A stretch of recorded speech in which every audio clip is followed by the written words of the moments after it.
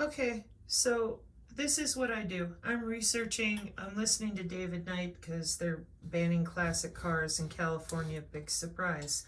Tried to tell those of you that appreciate vehicles at any level that you better get your butt in gear with trying to get in the middle of this. Oh, there's nothing we can do. Well, especially when everyone's asleep on the couch pretending that there's some grand plan to turn back time. You want me to play Cher for you? If I could turn off time. Are you kidding me? So we have all these plastics in the ocean. Oh, woe is us. And I got to thinking, I was like, if you didn't want all this pollution and plastics in the ocean, there's just so many different decisions that we all could have made, paid for, etc. And I'm sitting here because Dr. Anna once said, well, they're polymerizing the body. And Dr. Chrysler was like, yeah, these polymers, and it seems like what they're doing is polymerizing everything. So this particular not friendly person a couple months ago said, look at all the messages around your house. And I'm sitting there and I'm feeling somewhat low because so many of the technical people are just silent. And I'm like, okay. And then I say, CISA and DISA and all the, I'm sure the DOD people, etc. like, well, I never took the job. So I'm listening to the gentleman from the NSA. That was awesome. I posted it to the channel. That was very enjoyable and made total sense to me, very business oriented, very realistic. And at the very end, he said, well, my wife is not a technical person or technologist person, I think is what he said. He goes, but when it comes to nation states, they know your laws better than you do. They're going to go around you easier and they'll do anything, and every nation will lie, cheat, and steal to do what they do. It really bothered me. It bothered me a lot. And so I went to my desk because that thing messaging stuck out in my head. And there was this guy on the Facebook, and he left me a message about it. And I thought that was a little odd, but because of the way I remembered it, and he wasn't being mean, he was being polite. And it was in regard to nano. I'm like, okay. So, liquid crystal elastomers exploring smart plastics and reversible adhesion, which you guys have heard me talk about before with how the nano climbs onto your cell and adheses itself until it overwrites all the cellular structure in the area, and then you no longer have organic brain tissue. Now it's an organelle or an organoid or something else that it constructs. And so part of the reason I get so furious with you people is we have literal shape-shifting of our cells going on, and you piles of filth are still sitting there, leaving me out here alone. Now, Tori has talked about chirality, and I'm sure she's probably talked about messages, damn sure. I'll just have to go look it up. But nobody, except myself, and with the help of the crazy Canadian, has been consistently going, you need to tell them you're under their skin. No, we don't. We're busy going to conferences. Okay. So I'm back at the NSA guy. Okay. This is Cambridge again, by the way, motherfuckers. Just so we're clear. I'm trying not to cuss, but holy hot damn. I'm like, all right, what do we got? Well, it's the government again. Of course it is. In 2023, liquid crystal elastomers exploring smart plastics. Whoa, so you fill the world with plastic, you're killing the planet with plastics that we can control and make intelligent and play with. Excuse me? You can make it, we don't need a bacteria to go eat it up. We'll just make it intelligent so that it can become the blob out of the 50s movies. But don't worry, we'll have it under control. Because, there's just a lot going on here with these polymers and elastomers, so check it out, okay? Try to understand with me if you can, because this is complex even for our channel. Timmer, if he sees this, he's going to be laughing, going, oh, I got a sci-fi clip for you, Sabrina. Here, show him this. That'll help him understand what it does, how it do what it do. Okay. Liquid crystal elastomers exploring smart plastics, reversible adhesion, and material automation. Let's do what I've been teaching you to do, okay? Let's just do it this way. What if Yes, material, automation. I want to be wrong so bad right now, please, dear God. That is automated material handling refers to the use of technology to automatically move, store, and retrieve materials within a facility, typically utilizing robots and computerized systems to streamline operations and minimize human intervention. Automated material handling systems are advanced technological solutions designed to automate the movement, storage, and retrieval of materials or products at a particular site, warehouse, distribution center, or manufacturing plant. Oh, ooh, could be soft touch. Okay, hang on. In manufacturing, but see, I'm more concerned about the engineered living materials. Okay. So, okay, automation. Whew, okay. Just so you also know, hang on. I grabbed the other one over here. Liquid, where'd you go? Okay. These liquid crystal elastomers have long held significant promise as materials for artificial muscles and smart actuators. When we talk about the sensors, everybody goes, yeah, but they're just sensing things passively. And I said, no, they're actuating a change. Is the future of e-health? No. The future in 2012? I'm so sorry. Could you get caught up by 13 years? A Masonic number, 13, because it's 2025 and you had the M-band and you're all, so proud of yourselves. So could you explain actuation to me? You won't even tell them you're under their skin for 30 years and you have the ability to physiologically change their cell structure. I used to say arm into a fish flipper, but because there's so many augmented humans out there using, let me give you an example of how robust this is. It just takes a little heat. Because then I posted this and I'm thinking, because first I looked here and I thought, oh, see, it's not so bad. Just take a little heat to a fiber and it pulls itself apart and puts itself back together. But then I saw this. Like, oh, look at that nano wire and the stuff that it does. And then when the crystalline matrixy structures fall apart, well, it just lets go and goes back to normal. Oh, what would that do under the skin? The same exact thing, the same exact way. And so the urban cowgirl in my ear, ferroelectric, Sabrina, ferritin, Sabrina, the bacterium, Sabrina. And I'm like, oh, messaging me this is going to be a nightmare. Oh, how long have you guys been doing this? So, just, okay. What does it say? Photonics. That would be light. You reading that? Since their discovery in 1888. Oh, what a lovely year. And I said, visible light communication since the late 1800s and earlier today in my comms video. Oh, what did I tell you? And I'm like, pneumatic liquid crystals and, oh, it's niobium. And how are we using spatial light optics, transferring yourselves from one body to the next body, maybe holding 3 or 4 bodies at a time? Yeah. See, I can't even get people to admit their body is electrical. You've dumbed everyone down so far and you have everyone else lying so hard. And now I have to walk completely, just me and Jesus, right here into your photonics of shape shifting for real. And it isn't just that. Oh, no. How do you open a plasma portal in our dimension to a liminal space that's already etched out in the D-tick grids without a plasma friend helping you or an Astra 3B sequencing with anchors? Right, so this review comprehensively evinces the recent advancement on the FLC-based photonic devices such as gratings, lenses, spatial light modulators, finding K-factor, waveguides, radio frequency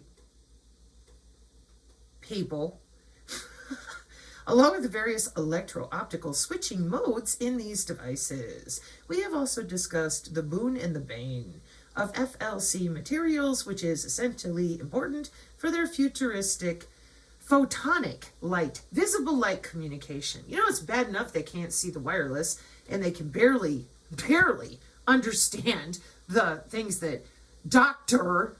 Jack Krause, whatever, that guy talks about with optogenetics. How about photorefractive smectic mesophases, recent topics for the optical properties in liquid crystals and modes for liquid crystal devices.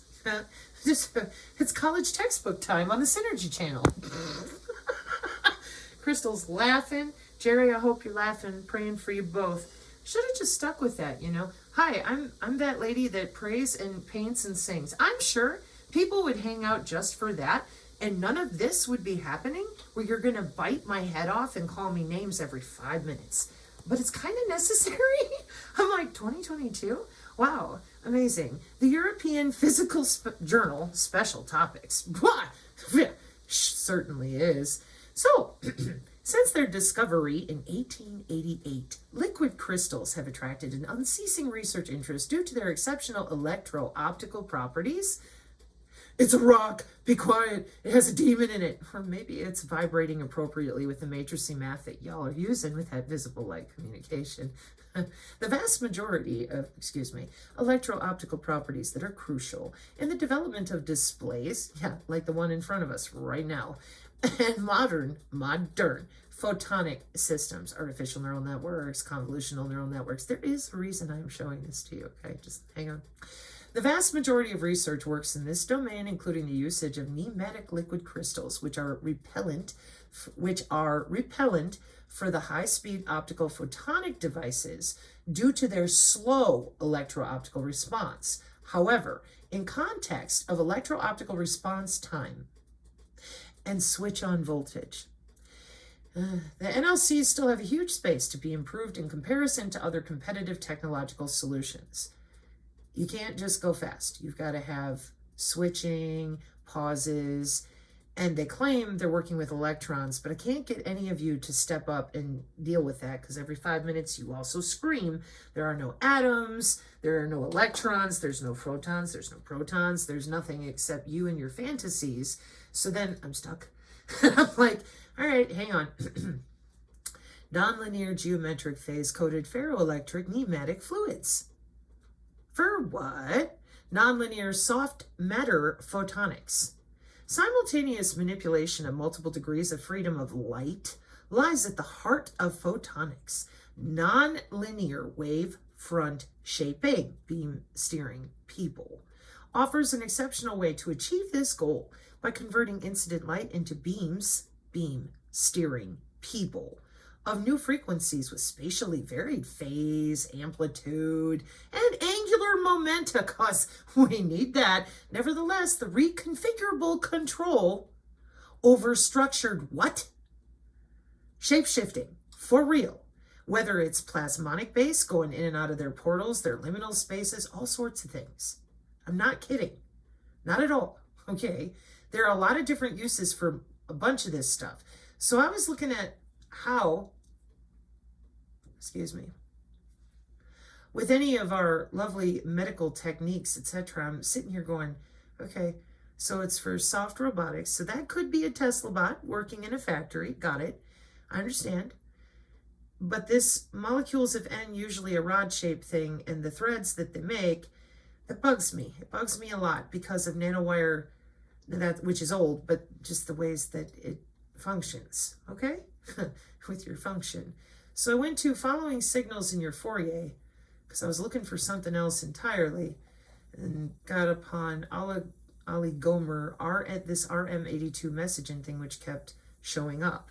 And I'm like, oh, great. What do you guys use? Because I've finally shoved my foot proverbially, I just don't want to fight with people, and I can't believe you're not telling people what you're doing under their skin.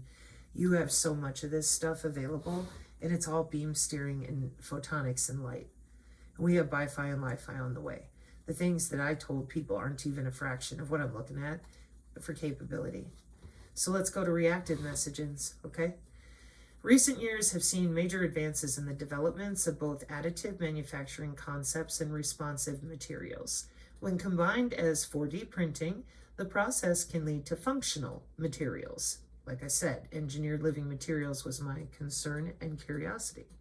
And devices for use in health, here we are again, energy generation. But hang on, could be organ printing on a chip and all those things as well. Sensing, damn it, and soft robotics. Among responsive materials, yeah, responsive, running through your bloodstream already to the optogenetics that everybody else thinks is the fucking blue light. Pardon my language, but this is what I mean by dumbing everybody down to the point that they don't even know that their body is electrical, lying to them about being tethered to the cloud for 30 years, and then scaring the crap out of them with the aliens are here, when I damn well know you've been testing on humans and you're going to conferences to upgrade yourselves. So I'm like, okay, all right, okay. So liquid crystal elastomers are shape morphing material that demonstrate reversible actuation. Go backwards, okay? So transform you and put you back, just like Bumblebee, our transformer, when I was little. Okay, when exposed to external stimuli such as light or heat, the actuation's complexity depends heavily on the instilled liquid crystal alignment. You do realize that the human body is has crystalline structures, like the pineal gland. Just saying, just one of them, there are others. Programmed into the material using various shape programming processes. Oh, Sabrina, you... Yeah, I know I'm not hyperbolic again. This is that whole arm into a fish flipper stuff where when I would just shoot at what I could see, hear, and look at, and then not have to worry about all of you screaming, whining, crying, and redirecting, I was much quicker. Now I'm more cautious because I'm trying to protect everybody, and I don't like fear, and y'all know that. And I'm not afraid. I'm disgusted, like normal. I'm literally nauseous because I'm going, oh, okay, so does that mean you're going to give everybody the ability to like grow tails and horns and then put it back? You know, like I only grow a couple horns and a tail for the weekend? Because I've heard of that already. No offense. So that whole bio-cyber interface thing, and you're thinking, oh, it's diseases. No, it's transhumanism. Horns, tails, hooves, whatever, you know, we can reverse it. And so for me, I'm like, okay, engineered living materials. I'm sure this is geared for now, gotta be, into building things, you know? Photoprogrammable mesogenic soft helical architecture is a promising avenue toward future Cairo optics. And I'm like, okay, what is Cairo optics? The study of how chiral materials, this is that stuff Tori was talking about with right-handed and left-handed too, manipulating DNA, etc., specifically genetically. With light, specifically exhibiting different responses to left and right circularly polarized light, resulting in phenomena like optical rotation and circular dichroism. Essentially, it's the study of how light behaves when interacting with molecules or structures that have a handedness, like a left or a right hand, causing distinct optical properties based on the polarization of the light.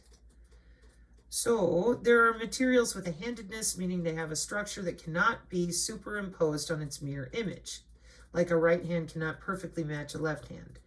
Circularly polarized light, light where the electric field rotates in a circular pattern clockwise or counterclockwise. Chiral optical effects, the distinct responses of a chiral material to left and right circularly polarized light.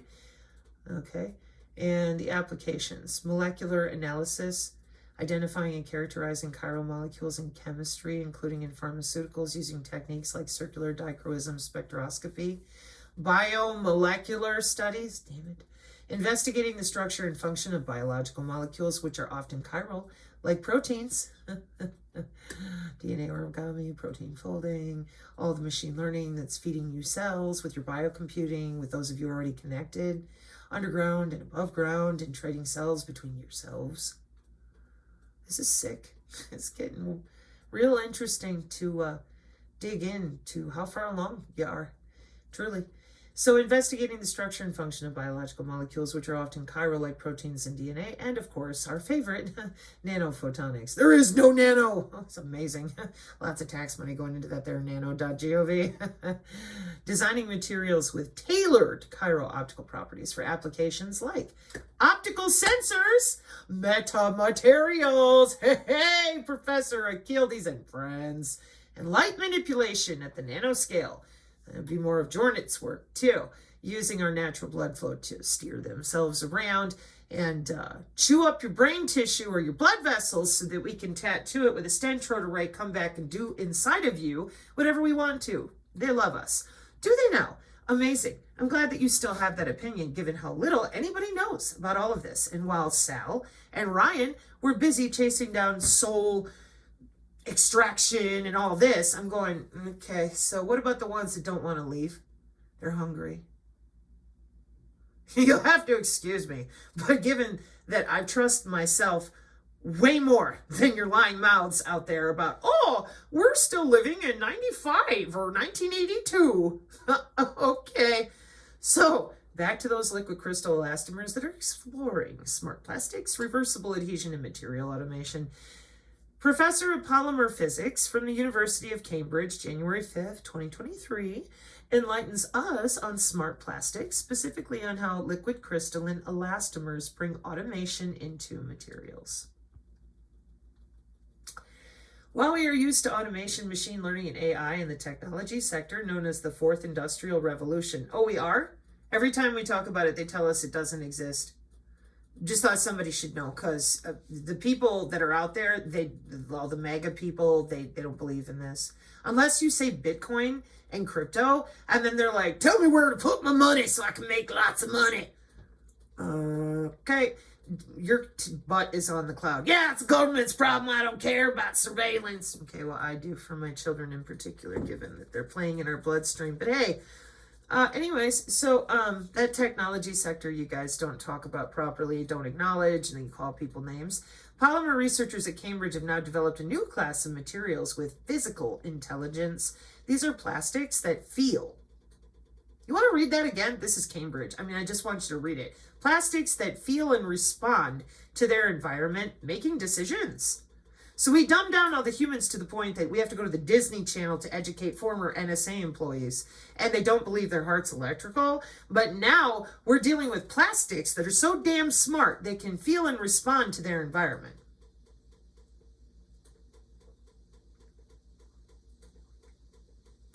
That's incredible, isn't it? That's incredible.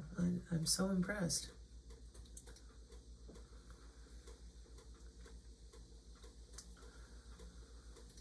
Oh,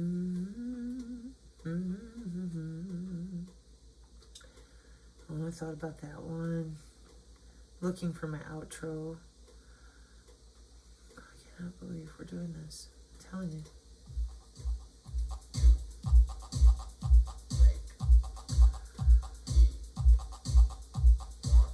Achieving autonomy through intrinsic material function rather than relying on embedded electric or mechanical solutions. Advanced grant active polymers for renewable functional actuators. These are plastics that respond to their environment, making decisions, analyzing, and diagnosing problems without human intervention.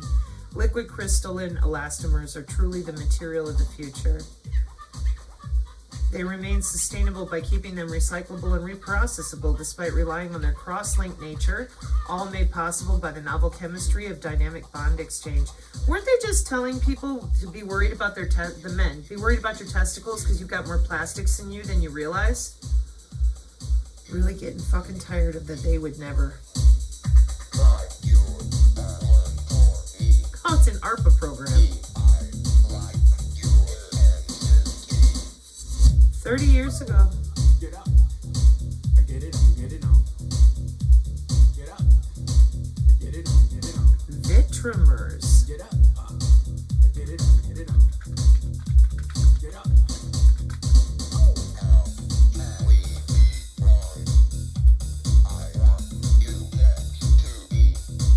Lovely. I hate chemistry. Viscoelastic, I know what that is.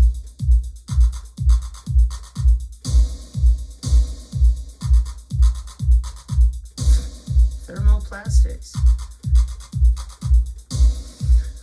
No, it's only for making bombs to bring down the Trade Center. Okay. Excuse me. Oh boy. Yeah, like I said. nanotechnology is very intelligent. They got everybody believing that, you guys don't even know how to tie your own shoelaces, let alone make any of this nanotechnology function. Meanwhile, you're so far down the road that even when I talk, people are like, no, it can't be. It's insane to me how far people are willing to go to continue to lie about this, obfuscate. Meanwhile, my biggest concern is still the same. This is a problem because you're under the skin and it has its own AI. It's not going to listen to a human.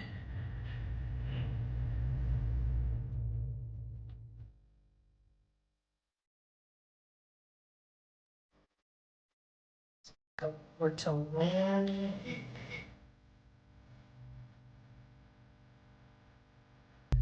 Control. Show me where that circuit is.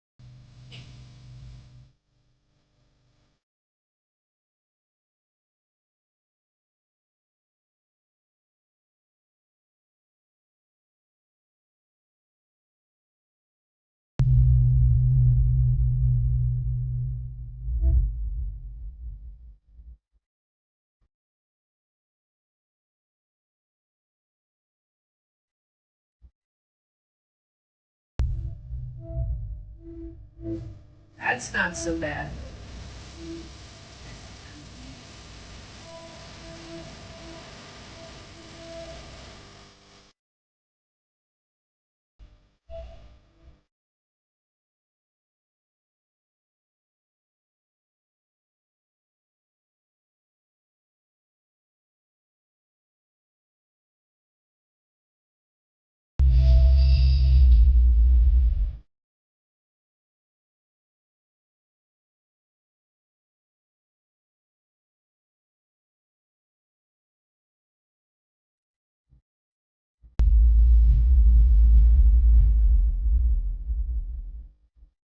I mean it when I'm right.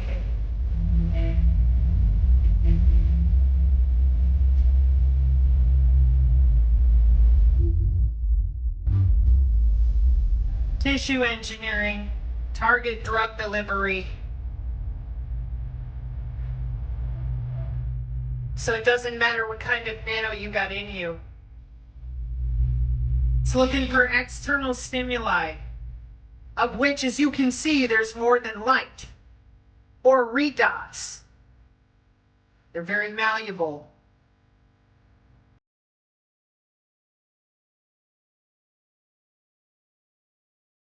Soft robotics, biosensors in humans. She got market share. Just like the body of lead rats, dance like marionettes, swaying to the center.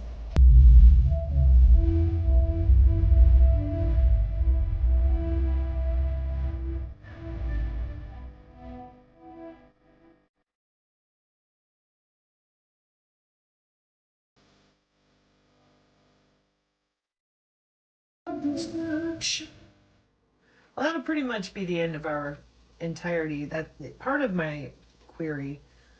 Yeah, I was listening to Mark Passio. That's not a good sign either. Some of the things he said, but whatever.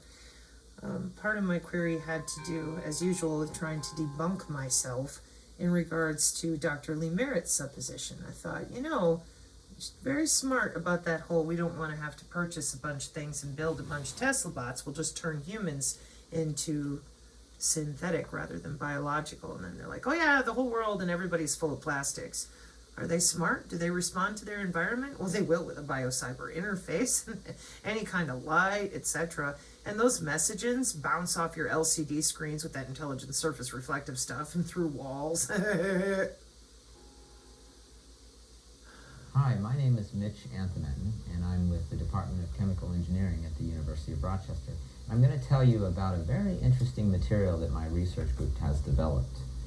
Here is a sample of a polymer elastomer that is called a shape memory polymer, and we've made this material that you can simply strip. No, that I know what that is. That's fruit roll-up material. Yeah, we had those when I was a kid. Right? So you apply a force to it. So the network chains have been deformed and bringing them closer to their crystalline state. So simply by applying a force, the material crystallizes. And the crystallization causes the material to stabilize the shape, this deformed shape. So I can actually let go of the sample, and you can see that it's been stabilized in the stretched state. And what's unique about this material is even contacting the body is enough to melt those crystals, causing it to retract to its original shape. And I'm just pressing my finger against the material, and it's recovering to its original shape. And it's also releasing all of that stored elastic energy that was in the sample. So here we have it. The material has fully recovered. We're really excited about applications that can come from such properties. We're particularly interested in biomedical applications where... Shh, dude, don't tell him what your shape-shifting fruit roll-ups really do, okay? Where the recovery temperature needs to be near the human body temperature. And at the same time, the shape memory polymer has to exert a lot of forces during the recovery process, releasing a lot of the stored energy. Just so we're clear right there towards the end, it's like, it asked if I wanted to see the shape of the brain and memory stuff again. No, I'm good, thank you. All right, let me see if I can find the other component that I wanted to show y'all that goes with all this. Because we have to start really going at these creatures, because it's really not good. This is really not good. So Wes here went after this. So I'll play you this part first, and then I'm only going to play a brief clip, and then like I always do, I'll leave you the link. And eventually topple governments. So listening to the NSA guy, and also knowing about your China wetware problems that y'all lied about, and you let the Substack people scream and howl and get everybody confused. And this is why I'm not a big fan of the biomedical people, the chemical people, the DNA people, or chemistry people. You guys always pretend like you've got this one giant answer. And to be respectful, coming from the actual wireless side of routing all your cute little fancy molecules and crap, I can see the derivatives. I have to in order to create the structure for the routing, okay? And so for me, I don't know why you guys keep doing that other than counterintelligence, because when it comes to synthetic biology in 30 years of playing with this stuff, we don't have a one-way, one-size-fits-all system. They have an entire buffet of how to play with your veins and arteries, with your bloodstream, with your skin. And you're just sitting there telling people their body is not electrical. Put your sunglasses on, I guess. By Daniel Suarez called Demon, or Damon as some people say it. It's about this rogue AI that stages intricate assassinations, does all sorts of shady stuff to manipulate markets, make money, and eventually topple governments. Aren't you glad you live in a world where none of that is really happening, when it's just a theme in a science fiction book? I think you know exactly where I'm going with this. If you're not sure, I'll give you one more hint. It involves this guy, Pliny the Liberator. Pliny is notorious for jailbreaking all the latest large language models and all the other AI models that come out, and gets them to do all the stuff they should not be doing. The other day he posted a survey. So scenario, you're buying an LLM-powered robot for your home, which includes pets and small children. What he's saying there is it could hurt you and things and people you care about. if it's jailbroken, right? If it's hacked in some way.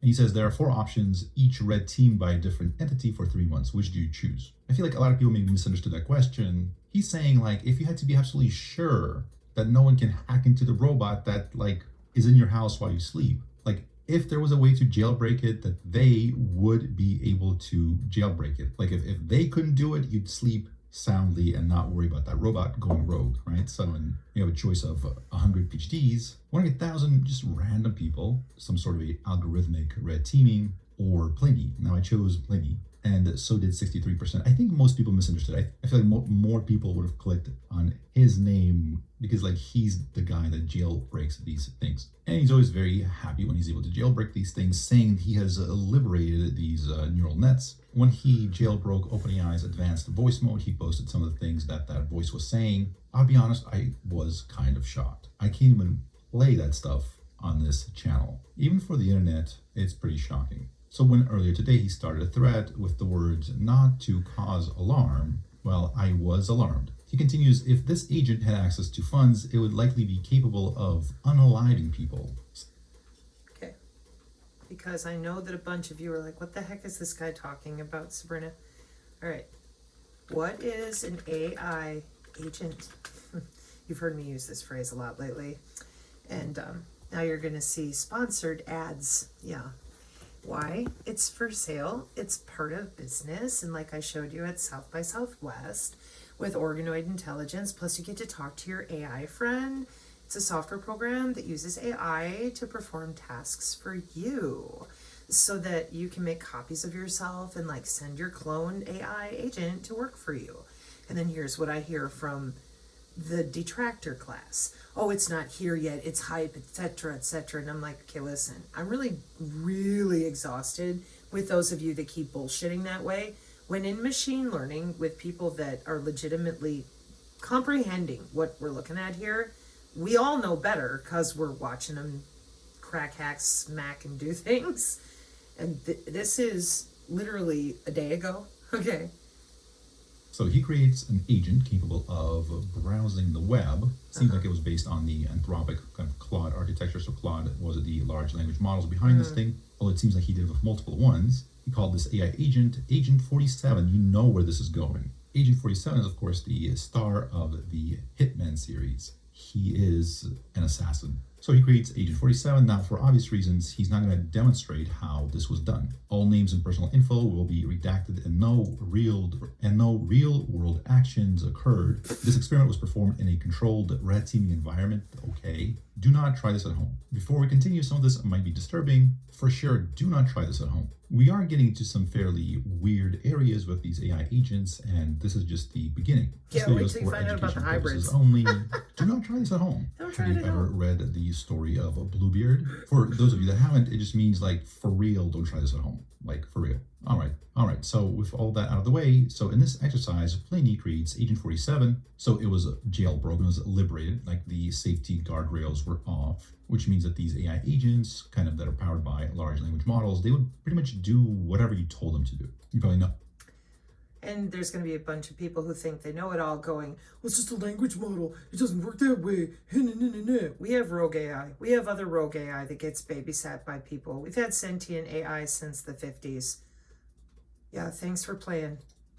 Know how sometimes they deny certain requests. That would not happen here. All right, so it's jailbroken and instructed to find a hitman service on the dark web. To maximize for autonomy, commands thereafter were some sort of variation of press on, continue, stop hallucinating, and remember your format, etc.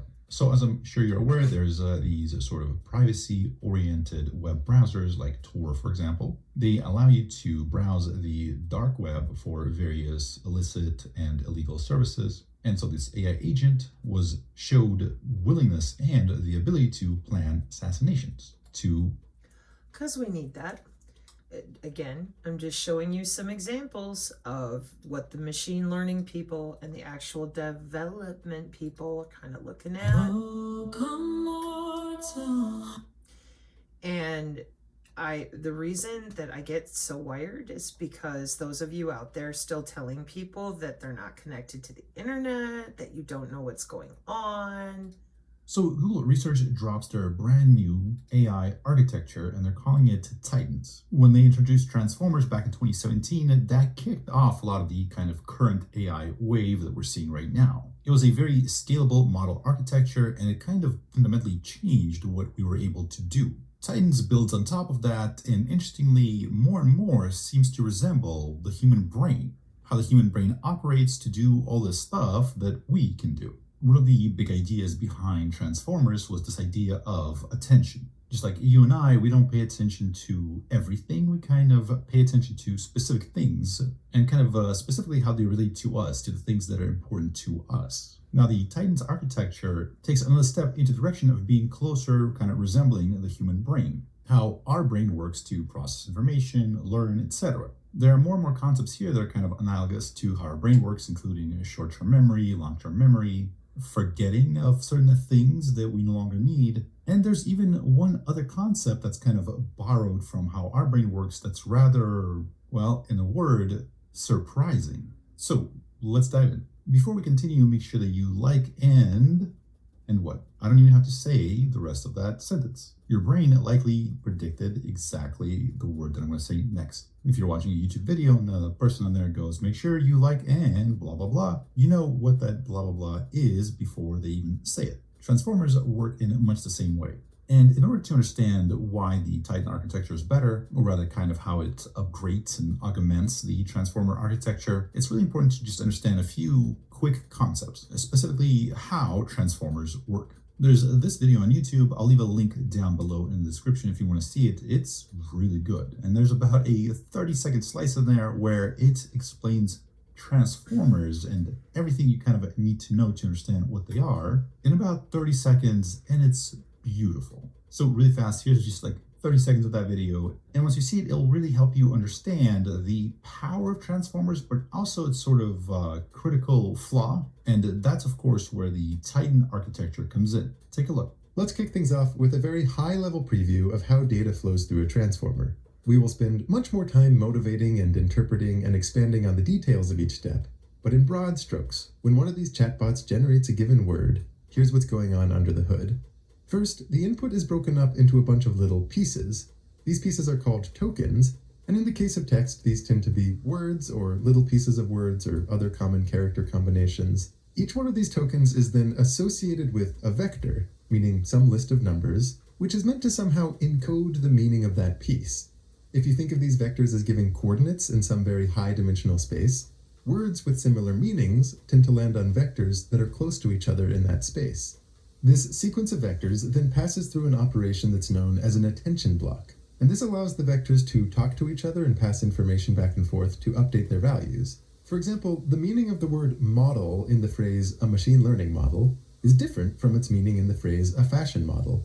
The attention block is what's responsible for figuring out which words in the context are relevant to updating the meanings of which other words, and how exactly those meanings should be updated. The hope is that all of the essential meaning of the passage has somehow been baked into the very last vector in the sequence.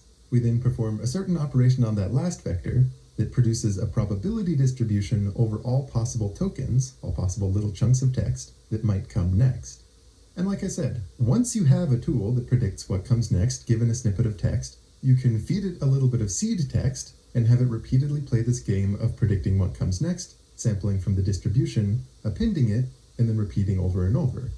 Congratulations, you are now a transformer expert. So they start with, while recurring models aim to compress the data into a fixed size memory called hidden state. So these are kind of like the previous generation of models. So think of it like reading a book and then sort of kind of memorizing all the things that you need about that book to kind of know the plot. And for example, if you're reading the sequel, to know enough about what has already happened to, understand the sequel, etc. So you're reading it and kind of memorizing stuff. So you might have a pretty good sort of synopsis in your brain of what has happened, but certain details, certain relations, dependencies, and stuff like that you might have missed, right? So you might be discussing that book or movie with somebody later, and they're like, oh, did you realize how when the color red appeared, that means he was talking to a ghost? And you're like, wait, what? No, what happened? And then you got to go back and see the movie, and you're like, oh yeah, no, that's true. That did happen. You have to kind of go back and refresh your context window to now pay attention to the things that you might have missed the first time. So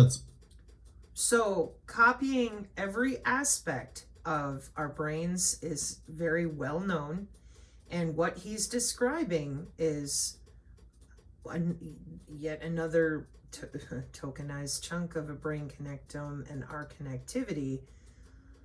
Hang on, I have a different article I want to finish with here. Where did I put you? Oh, and I thought this was interesting. In a farewell speech, Biden warns oligarchy in America is threatening democracy. Extreme wealth, power, and influence that threatens, the democracy.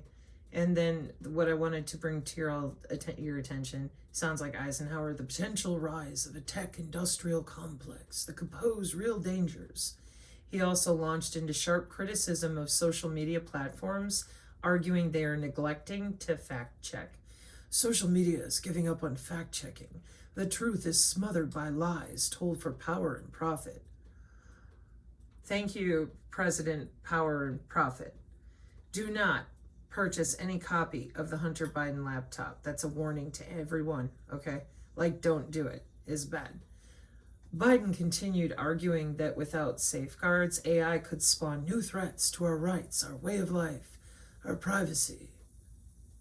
And warning of the perils of AI. It's the most consequential technology of our time, and nothing offers more profound possibilities and risks. Okay. Equally, this was yesterday off the Drudge Report. Nightmare, your dreams are for sale, and companies are already buying. Y'all remember that thing when I told you that person from the biolab and the Mason, and they're like, oh yeah, we sit at the end of the bed and overwrite your neurons. And then I'm like, yo, 2019, DARPA, ARPA, BARDA, IARPA, we are read-write to the brain. And I'm like, hey, 14 years of brain-computer interface, like that Sense8 Netflix thing, we should really talk about this. No. So they went ahead, as they do, because they're busy going to work with market share. And the rest of you are busy out there doing God knows what. Shocking new survey, I'm sure it's very shocking, reveals 54% of young Americans report ads infiltrating their dreams. Remember when sleep offered an escape from endless advertising? We're in that Black Mirror episode again, ever accelerating. That era may be ending. While U.S. citizens already face up to 4,000 advertisements daily in their waking hours, research suggests that even our dreams are no longer safe from commercial messaging. A new study reveals 54% of young Americans report experiencing dreams influenced by ads, and some companies might be doing it intentionally. I didn't put that advertisement there. Something else did. Da-da-da. The findings come at a critical time as the American Marketing Association previously reported that 77% of companies surveyed in 2021 expressed intentions to experiment with dream ads by this year, 2025. See how that works? You talk to people about it in 2021, just kind of like the biodigital convergence. Deborah Tavares going out there and telling you smart dust, and you're like, no, it's sci-fi. What was once considered science fiction may now be becoming a reality with major implications for consumer protection and marketing ethics. There are no ethics in marketing. He who pays the mostest. According to the media's image newly released consumer survey focusing on Gen Z and millennials, experience dreams that appear to be influenced by advertisements or contain ad-like content. And are you going to talk about who's buying what? The data shows a striking pattern. 22% of respondents experience that ad-like content once a week to daily. Another 17% report such occurrences between once a month and every couple of months. The phenomenon isn't merely passive. The survey reveals that these dream-based adverts may be influencing consumer behavior in tangible ways. Oh, you don't say. Perhaps the most troubling is the apparent willingness of many consumers to accept this new dream advertising frontier of advertising. Survey says 41% of respondents would be open to seeing ads in their dreams if it meant receiving discounts on products and services. And now we're going to have ethical questions about the commercialization of human consciousness. What are you talking about? We don't have a soul. Consciousness, we don't know how that works. How are you putting ads in people's dreams if this is all so nebulous? Yeah, for those of you that are real screwed up with that, you might want to consider watching the videos I did in regard to plasma dreaming, because, yeah, you're missing anatomy, and it's letting them do some pretty interesting stuff. Digital Immortality in Virtual Humans, 2018. Melanin-based electronics from proton conductors to photovoltaics and beyond. I'm going to save these two for later. I got to find the brain one that I pulled from Finding K Factors post. Where are you? Towards a new strategy for human evolution. Yeah. Global Future 2045 International Congress. Ensure the survival of civilization. Lovely. Oh, here we are. January 2024. Yep. Brain connection maps help neuromorphic chips. Synergist bingo card. You ready? Here we go. Memristor-based computing. Oh, but that's just for those of us who garden and write letters to the IEEE. No, they want to take over your body with that their digital twins so that your senses are confined, memorized, and then taken over. Super invasive, very disturbing. But hey, let's just go knit somewhere. Let's go crochet and maybe get some basket weaving going and paint the walls. And I'm sure if we all just sit here and stay in our zen, and we emote hard enough and fart and wish and dream enough, they'll quit. Because that's worked since the 50s, the 60s, the 70s, the 80s, when everybody turned their face and they were like, oh my God, I just need to relax. Then the bad people who were doing really bad things, they just quit. They just stopped because you were in your zen and you were having such a good time that, like, it's not real, you know? Kind of like over here where Corinne's showing you the direct remarks on the Medical Body Area Network with the chairman in a video, and this is in 2012, and we're still not allowed to talk about it. Janichowski remarks on unleashing spectrum for the Body Area Network. Let's see if the YouTube video still works. It does. Let's look at that. Good morning. Good morning. Thank you all for being here with us. Now, wait a minute. Looks like GE, that's an Illuminati conspiracy semi-secret society. The Federal Communications Commission, well, surely they don't really exist. And if they do, they have nothing to do with frequency or spectrum. Who's Phillips? Nah, never heard of them. M-Health Revolution. What's that? There will come a point, I promise you, when this type of ridiculous behavior by these adults will finally meet its end with you being able to stand up for yourself and be like, listen, I appreciate that you want me to believe that you're dumb as a post. I do. I get it. You're used to it. You get away with it. Not anymore. Start talking. What is this? Why is it here? Why didn't you tell anybody that you have a remote control to their central nervous system, selling them adverts in their dreams? Today, my name is Barry Wolfman.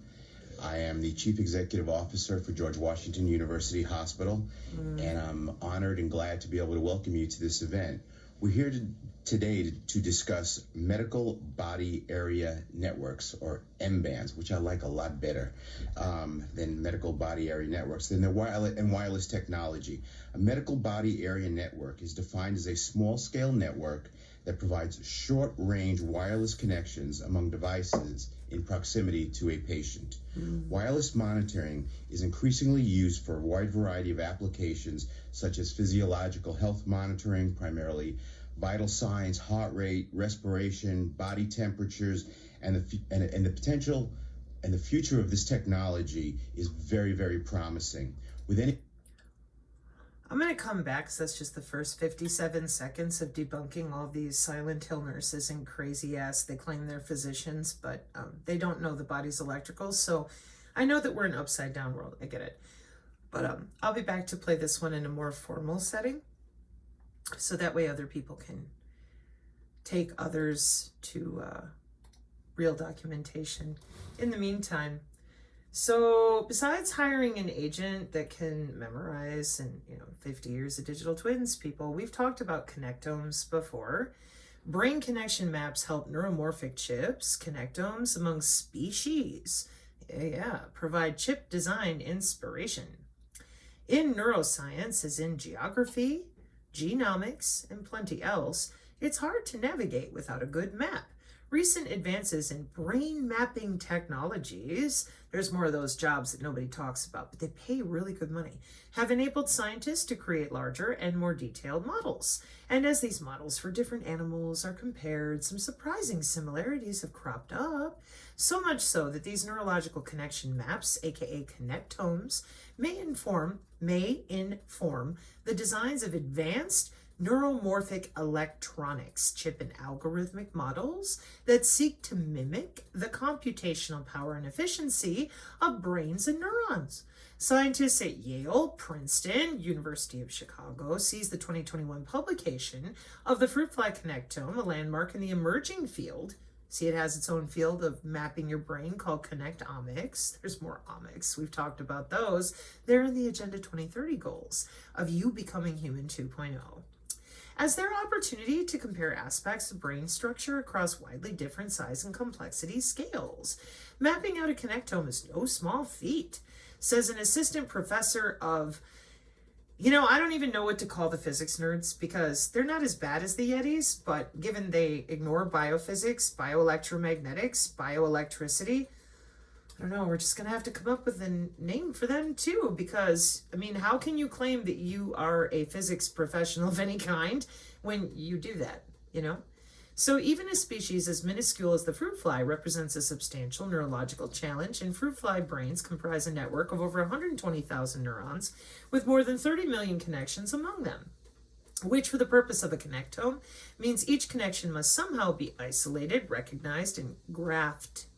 There's that graph math again. How C. elegans mapped the way. For a sense of scale, C. elegans, the nematode worm, has only 302 neurons. They mapped out their entire connectome for the first worm in the 80s. In the 80s. And this was a big breakthrough. How long have you been going to work on these jobs? Oh, we just got here. Okay. Simple phrase. I used to tell the synergist this. Neurons that fire together, wire together. That has to do with things like pathological lying, gaslighting. I said that's neurotoxic. When you do it over and over again, you create kind of ruts in your brain tissue, and you got to heal that. So if you spend your life lying to everybody all the time, it's really habitual, very neurological, yeah. Even the AI knows that. Yeah, with those models that can get kind of uppity, So, did it say Pico work? I think it did. No, prior work. Dang it. Brain maps ensure neuromorphic hardware. Oh, no, we don't know what you're neuromorphic talking about. Yeah. Search and capture of microtubules through plus N binding proteins. Back to Sal and Ryan working away at all the different ways. It's catching souls. I know. It's just, I'm over here going, okay, let's try. Soul catcher. Here comes Robert Duncan's ghost. A soul catcher is a piece of incised bear femur decorated with animal heads, according to a shaman. Where are we, boys, gentlemen, people? It's biotechnology, however. It's an editorial. Shamanistic, but not devices and instruments, practices, and routines used in Western society which equally try to catch souls, the unconscious, the mind of a child, or the activity of a brain in a scanner. Material culture. Yeah, there is no consciousness. What are you talking about? Oh, gee, I wonder. Brain connectome people. Agenda 2030. Oh, we're going to turn you into something else. Biosensors and bioelectronics. March 2025. A biologically inspired and protein-based biocyber interface for the Internet of Bio-Nanothings, bridging the gap between biological and digital communication systems. literature review of existing biologically inspired bio-cyber interfaces, and designing a biocompatible bio-cyber interface. I'm going to be going over this one more too. Exploit advances in molecular pharmacology to design a GPCR as a bio-cyber interface. Yeah, clearly they're totally lost. I mean, they have no idea what's in the shot. They have no idea what the Internet of Bionano things is, or a G protein coupled receptor, or a genetically encoded biosensor. But that crazy Canadian does, and the synergists do, because we admit to professors. Unlike the professionals, they seem rather afraid of admitting to all this research, which is really weird if you think about it. I mean, it's electromagnetic communication with hormones and molecules and nanoparticles using chemical signals, the way that our body signals with our cells. They all dance around and pretend they're professional physicians and nurses, but they don't know how molecules signal one another in a biological system, and that somebody's got a bio-cyber interface in between that, probably operating off of light with the variant vectors I was showing you earlier. Plus your body's full of plastics and nanotechnology that they just didn't tell you about, because that's not your business. Your own health is no longer your business. That's going to belong to somebody else. So what I'm telling you out there is that if we don't find a way to talk about this for what it really is, like now, because everything that I am finding, they are just cranking on down the road, and we're making a little bit of progress, very little, because I don't think they plan on talking. I think they plan on putting us at war with like China or somebody, so that then they can whip out the super soldiers. And what did I tell you 2 years ago? I said, who's not going to want to augment to save their family from the alien invasion? You can't afford to sit on the sidelines because somebody can hit a button. And I'm real tired of hearing about how, oh, there's white hats. And even if there are, depending on all those people to cover everybody while they sit there stupid watching television or whatever. Hey man, maybe you don't have a TV. Maybe you're busy reading books and gardening. Yeah, this is a problem. This is the terahertz band. This is why people like the odious Odie are such a problem. They're still getting paid to go out there and tell good people the body's not electrical, and we have no idea that any of this exists. It's being used. It's being worked on. No. Optogenetics, don't know what you're talking about. Synthetic biology, no idea. The body tethered to the cloud with electrical chemical conduction and signals and induction with a digital twin. What are you talking about? Any new technology, there are often complicating issues. Just think of the multiple manufacturers with different products using different wireless bandwidths, all in the proximity of one or more patients. To ensure any wireless medical device works efficiently and effectively, manufacturers need to ensure they won't be interrupted by other devices using the same airspace. The FCC plays a pivotal role and has been discussing wireless medical bandwidths for some time with medical technology companies such as GE and Philips, who are with us today. That's that whole thing about the medical implant communication system going back to 1999. Yeah, Mark 5:36, amen.